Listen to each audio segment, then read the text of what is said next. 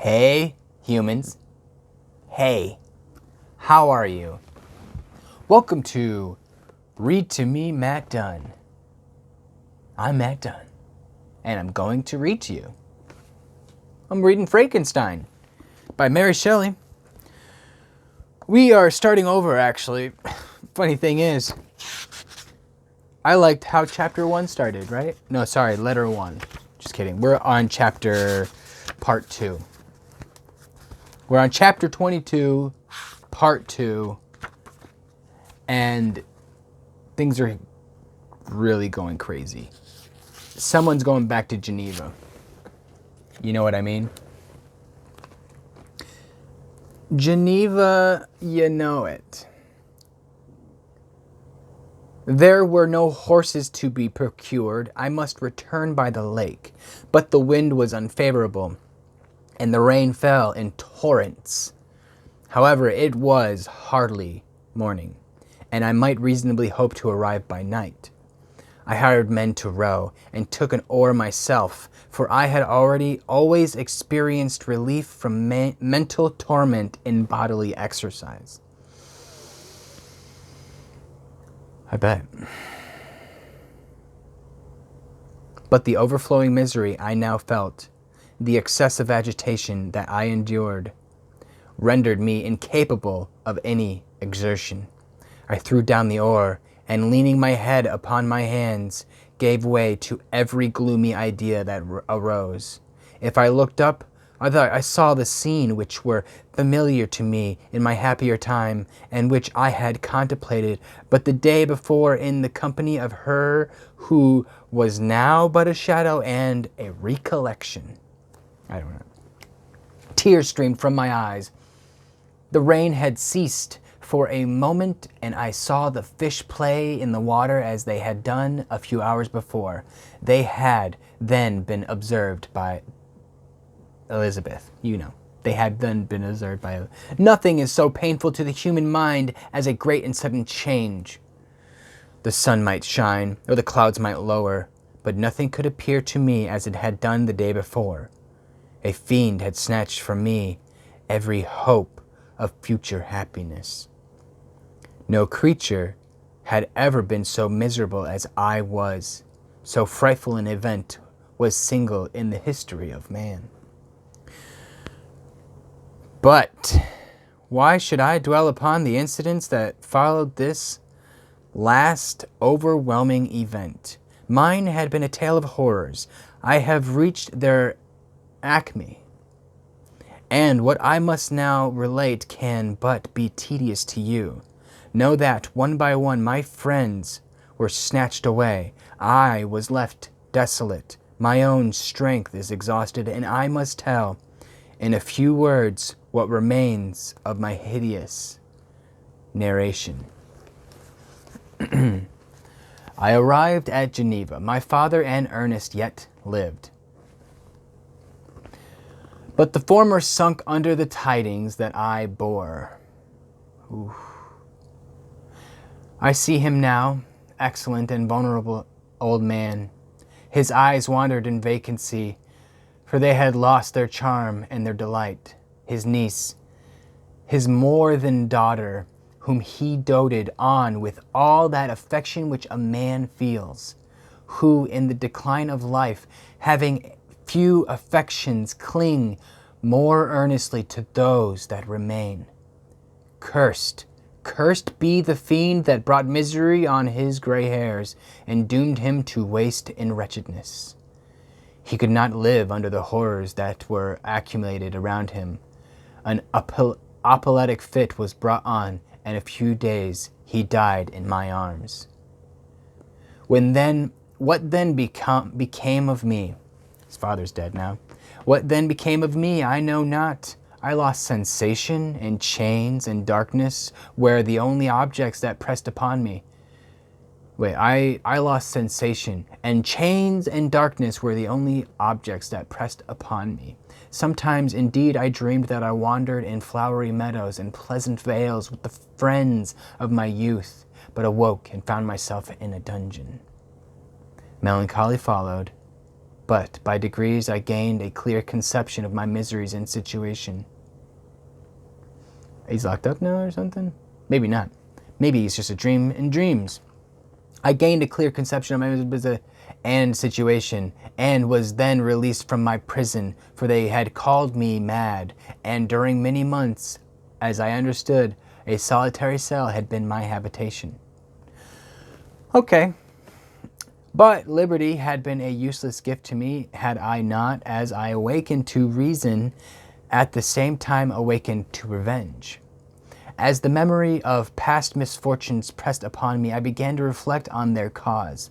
The monster whom I had created, the miserable demon whom I had sent abroad into the world for my destruction. I was possessed by a maddening rage when I thought of him, and desired and ardently prayed that I might have him within my grasp to wreak a great and signal revenge on his cursed head. Nor did my hate long confine itself to useless wishes. I began to reflect on the best means of securing him. And for this purpose, about a month after my release, I repaired to a criminal judge in the town and told him that I had an accusation to make, that I knew the destroyer of my family, and that I required him to exert his whole authority for the apprehension of the murderer. Maybe he might confess what he did. The magistrate listened to me with attention and kindness. Be assured, sir, said he, no pains or exertions on my part shall be spared to discover the villain. I thank you, replied I. Listen, therefore, to the disposition that I have to make. It is indeed a tale so strange that I should fear you would not credit it, were there not something in truth which, however wonderful, forces conviction. The story is too connected to be mistaken for a dream, and I have no motive for falsehood. My manner as I thus addressed him was impressive but calm. I had formed in my heart a resolution to pursue my destroyer to death, and this purpose quieted my agony and providentially reconciled me to life. I now related my history briefly, but with firmness and precision, marking the dates with accuracy and never deviating into invective or exclamation. The magistrate appeared at first perfectly incredulous, but as I continued, he became more attentive and interested. I saw him sometimes shudder with horror, and others a lively surprise, unmingled with disbelief, was painted on his countenance. When I had concluded my narration, I said, "This is the being whom I accuse, and for whose detection and punishment I call upon you to exert your whole power. It is your duty as a magistrate, and I believe and hope that your feelings as a man will not revolt from the execution of those functions on this occasion." This address caused a considerable change in the physiognomy.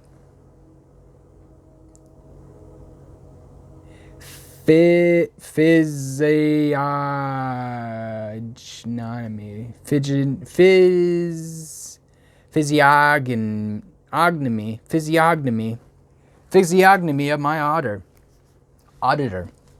Ooh, I'm getting crazy now. He had heard my story with that half kind of belief that is given to a tale of spirits and supernatural events. But when he was called upon to act officially on the consequence, the whole tide of his incredulity returned. He, however, answered mildly, "I would willfully afford you every aid in your pursuit. But the creature of whom you speak appears to have powers which would put all my exertions to defiance. Who can follow an animal which can traverse the sea of ice and inhabit caves and dens where no man would venture to intrude? Besides, some months have elapsed since the commission of his crimes, and no one can conjecture to what place he has wandered and or what region he may now inhabit. I do not doubt that he hovers near the spot which I inhabit, and if he has indeed taken refuge in the Alps, he may be hunted like the chimios, and destroyed as a beast of prey. But I perceive your thoughts. You do not credit my narrative, and do not intend to pursue my enemy with the punishment which is his desert. As I spoke, rage sparkled in my eyes. The magistrate was intimidated. You are mistaken, said he. I will exert myself, and if it is in my power to seize the monster, be assured that he shall suffer punishment proportionate to his crimes. But I fear, from what you have yourself described to be his properties, that this will prove impracticable, and that while every proper measure is pursued, you should endeavor to make up your mind to disappointment. That cannot be, but all that I can say will be of little avail. My revenge is of no moment to you.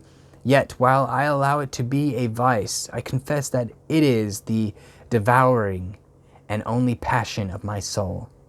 My rage is unspeakable when I reflect that the murderer, whom I have turned loose upon society, still exists. You refuse my just demand. I have but one resource, and I devote myself, either in my life or death, to his destruction. I trembled with excess of agitation as I said this. There was a frenzy in my manner, and something, I doubt not, of that haughty fierceness which the martyrs of old are said to have possessed. But to a Genevan magistrate whose mind was occupied by far other ideas than those of devotion and heroism, this elevation of mine had much the appearance of madness. He endeavored to soothe me as a nurse does a child, and reverted to my tale as the effects of delirium. Man, I cried, how ignorant art thou! In thy pride of wisdom, cease. You know not what it is you say. I broke from the house angry and disturbed, and retired to meditate on some other mode of action. Okay, that was the end of chapter 22. So he's just like, he told some dude about what he did, and he doesn't believe him, which is believable because it is supposedly still impossible to bring anything back to life. So if anyone did this to you and came up to you and was like, I did it, I brought stuff back to life, but they're the ones who murdered all these people, when in fact you believe that it was he who murdered all these people, doesn't seem right. But anyway, thanks for watching this video. Please check out some more of my videos if you wish for me to keep reading. Give me a like and thumbs up, subscribe, and write some comments down below, and we will be friends, I promise. Because we already are.